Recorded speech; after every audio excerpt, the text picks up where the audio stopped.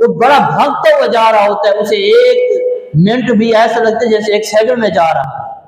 وقت کی قدر اس وقت پتہ چلتی ہے جب وقت کم ہو، پھر بندہ کام زیادہ کرنا ہو اس نے اور کام وقت میں کرنا ہو تو پھر اسے پتہ چلتا ہے وقت کتنی بڑی نعمت ہے۔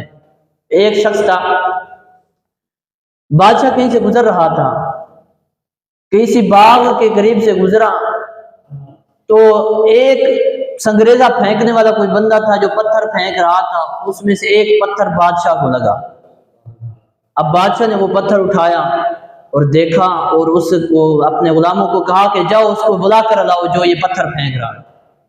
جائے، ایک دیہاتی بندہ تھا، اس نے جھولے میں پتھر بھرے ہوئے تھے، وہ اسے اٹھا کر پھینک رہا تھا۔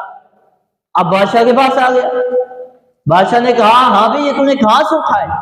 کہا کہ میں ایک ویرانے میں جا رہا تھا، دیکھا مجھے اچھے لگے پتھر، سونے لگ رہے تھے، خوبصورت لگ رہے تھے، میں نے ان کو اٹھا لیا اور میں اس باغ میں پھرتا پھراتا آیا، دیکھا اور باغ میں ان کو پھر پھینکتا رہا میں اس طرح، پھر اب تو میرے پاس ایک ہی تھا جو میں پھینک چکوں، اب تو کچھ نہیں ہے۔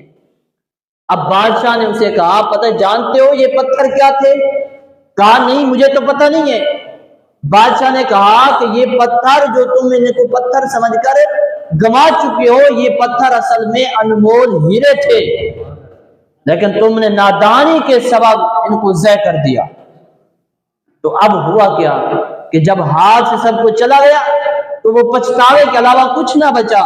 تو محترم یہ زندگی کے لمحات، یہ زندگی کا وقت آپ کے لیے بھی ایک انمول ہیرے کی طرح ہے، اس کو اگر صحیح استعمال کرو گے تو پھر پچھتانا نہیں پڑے گا۔ اگر ہم نے اس کو غفلت میں گزار دیا، پھر ایک دن جب موت کا وقت ہوگا، موت آئے گی، اس وقت انسان پچھتائے گا کہ کاش میں کچھ اچھے عمل کر لیتا۔ اس لیے اپنی زندگی کو اہمیت دیں، اپنی زندگی کو کچھ قدردان بنائیں، اپنے